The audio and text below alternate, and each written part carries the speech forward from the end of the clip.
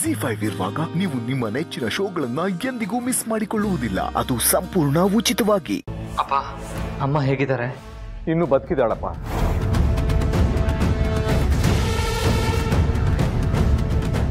ಅಪ್ಪ, ಏನಪ್ಪ ಹೇಳಿ? ನಿಮ್ಮ ಅಮ್ಮನಿಗೆ ಸನ್ಮಾನ ಮಾಡಕ್ ಬರೋರು ಅಪಾಯಿಂಟ್ಮೆಂಟ್ ತಗೊಂಡು ಬರ್ತಾರೆ. ಅವಳು ಬರೋದೇನಾದ್ರು ತಡ ಆದ್ರೂ ತಾಳ್ಮೆಯಿಂದ ಕಾಯ್ತಾರೆ. ಅವಳು ತಡವಾಗಿ ಬಂದ ಮೇಲೂ ಅಷ್ಟೇ ಪ್ರೀತಿ, ಗೌರವ, ವಿಶ್ವಾಸ ಇರುತ್ತೆ. ಅಷ್ಟು ಗೌರವ ನಿಮ್ಮ ಅಮ್ಮ ಸಂಪಾದನೆ ಮಾಡಿದಾಳೆ. ಅಂಥದ್ರಲ್ಲಿ ಸೊಸೆ ಅಂತ ಅನ್ಸ್ಕೊಂಡಿರೋಳು ಮನೆ ಮುಂದೆ ಬಂದು ನಿಂತು ಮನೇಲಿ ಯಾರಾದ್ರೂ ಇದ್ದೀರಾ ಅಂತ ಶತ್ರುನ ಮಾತಾಡ್ಸೋ ಥರ ಮಾತಾಡಿ ಸವಾಲು ಹಾಕಿ ಹೋಗ್ತಾಳಲ್ಲ, ಇದಕ್ಕೇನಪ್ಪ ಹೇಳಬೇಕು? ಅಖಿಲಾಗೆ ಎಷ್ಟು ನೋವಾಗಿರ್ಬೇಡ, ಸ್ವಲ್ಪ ಯೋಚನೆ ಮಾಡಿ ನೋಡು. ಅಖಿಲ ನೀನು ಡ್ರೈವರಾಗಿ ಬರಲಿ ಅಂತ ಏನು ಹೇಳಿಲ್ಲ. ನೀನು ಯೂನಿಫಾರ್ಮ್ ಹಾಕೊಂಡು ಕಾರ್ ಮುಂದೆ ನಿಂತರು ಗಾಡಿ ಹತ್ತೋದೋ ಬೇಡೋ ಅಂತ ಯೋಚನೆ ಮಾಡ್ತಿದ್ಲು. ಇದನ್ನ ನಿನ್ನ ಹೆಂಡತಿ ಕೂಡ ನೋಡಿದ್ರು ತಾನೆ. ಅಂಥದ್ರಲ್ಲಿ ಏಕಾಏಕಿ ಬಂದು ನನ್ನ ಗಂಡನ ಡ್ರೈವರಾಗಿ ಮಾಡ್ಕೊಳ್ಳೋಕೆ ನಿಮ್ಗೆ ಎಷ್ಟು ಧೈರ್ಯ? ನಿಮ್ಗೆ ಹಣದ ಅಹಂಕಾರ ಇದ್ರೆ ಅದು ನಿಮ್ಮ ತಲೆನೇ ಇಟ್ಕೊಳ್ಳಿ ಅಂತ ಬಾಯಿಗೆ ಬಂದಾಗ ಮಾತಾಡ್ತಾಳಲ್ಲ, ತಪ್ಪಲ್ವಾ ಇದು? ಅಖಿಲ ಗಂಡನಾಗಿ ನನಗೆ ಸಹಿಸ್ಕೊಳಕ್ಕಾಗ್ಲಿಲ್ಲ, ಇನ್ನು ಅಖಿಲ ಹೇಗೆ ಸಹಿಸ್ಕೊತಾಳೆ? ಪಾರ್ವತಿ ಅಮ್ಮನ ಹತ್ರ ಆ ರೀತಿ ಹೊರಟಾಗಿ ಮಾತಾಡಿದ್ದನ್ನ ದಯವಿಟ್ಟು ತಪ್ಪಾಗಿ ತಿಳ್ಕೊಬೇಡಿ ಅಪ್ಪ.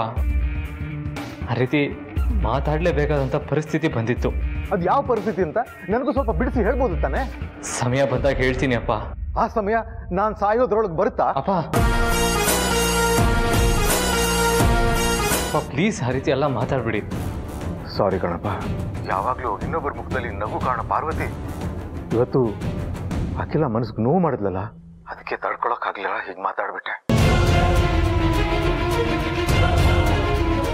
ಇಷ್ಟೊತ್ತು ನಾನು ಮಾತಾಡಿದ್ದನ್ನ ಪಾರ್ವತಿ ಹತ್ರ ಹೇಳಕ್ ಹೋಗ್ಬೇಡ. ಇಷ್ಟೊತ್ತು ನಾನು ಮಾತಾಡಿದ್ದು ಅಖಿಲ ಗಂಡನಾಗಿ, ಪಾರ್ವತಿ ಮಾವನಾಗಲ್ಲ. ಅಖಿಲಾಗೆ ಅಷ್ಟು ಒರಟಾಗಿ ಮಾತಾಡಿ ಪಾರ್ವತಿ ಕೂಡ ನೆಮ್ಮದಿಯಾಗಿರಲ್ಲ ಅಂತ ನನಗೆ ಗೊತ್ತು. ನಮ್ಮ ಎತ್ತರಕ್ಕೆ ಬೆಳೆದು ನಿಂತ ಮಕ್ಕಳನ್ನ ಸ್ನೇಹಿತರ ಥರ ಕಾಣಬೇಕು ಅಂತಾರೆ. ನಾನು ಹಾಗೆ ಕಂಡಿದ್ದೀನಿ. ಮನಸ್ಸಲ್ಲಿರೋದನ್ನ ಮುಚ್ಚು ಮರೆ ಇಲ್ಲದೆ ಹೇಳೋ ಸ್ವಾತಂತ್ರ್ಯನೂ ಕೊಟ್ಟಿದ್ದೀನಿ. ಹಾಗಿದ್ದ ಮೇಲೆ ಮನೆ ಬಿಟ್ಟು ಹೋಗೋ ನಿರ್ಧಾರ ತಗೊಂಡಾಗಿಂದ ಯಾಕೆ ಇಷ್ಟೊಂದು ಮುಚ್ಚುಮರೆ? ಒಂದು ಸಲ ಮನಸ್ಸು ಬಿಚ್ಚಿ ಮಾತಾಡೋ ಆದಿತ್ಯ, ನೀವಿಬ್ಬರನ್ನು ಕಾಡ್ತಿರೋ ಸಮಸ್ಯೆ ಏನು ಅಂತ ಹೇಳ್ಕೊಳ್ಳಿ.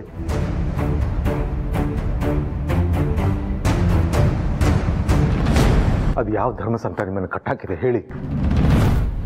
ನಾನು ಹತ್ರ ಆಮೇಲೆ ಮಾತಾಡ್ತೇನೆ.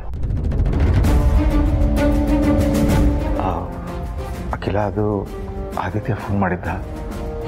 ಪಾಪ ಪಾರ್ವತಿ ಬೇಕು ಅಂತ ನಿನ್ನ. ಪಾಪನ ಇನ್ನೂ ಅವ್ರ ಮೇಲೆ ನಿಮಗೆ ನಂಬಿಕೆ ಉಳಿದಿದ್ಯಾ ರಘು?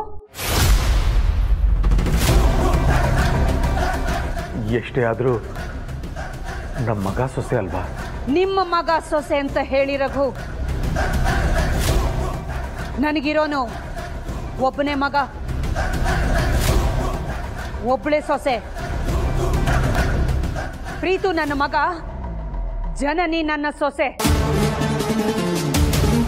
ಅವ್ರ ಕಾರಣಕ್ಕೆ ನಮ್ಮಿಬ್ಬರ ಮಧ್ಯೆ ಮನಸ್ತಾಪ ಆಗೋದು ಬೇಡ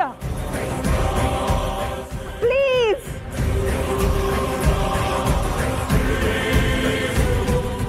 ಜಿ5 ಆಪ್ ಡೌನ್ಲೋಡ್ ಮಾಡಿ ಎಲ್ಲಾ ಸಂಚಿಕೆಗಳನ್ನು ಸಂಪೂರ್ಣ ಉಚಿತವಾಗಿ ನೋಡಿ.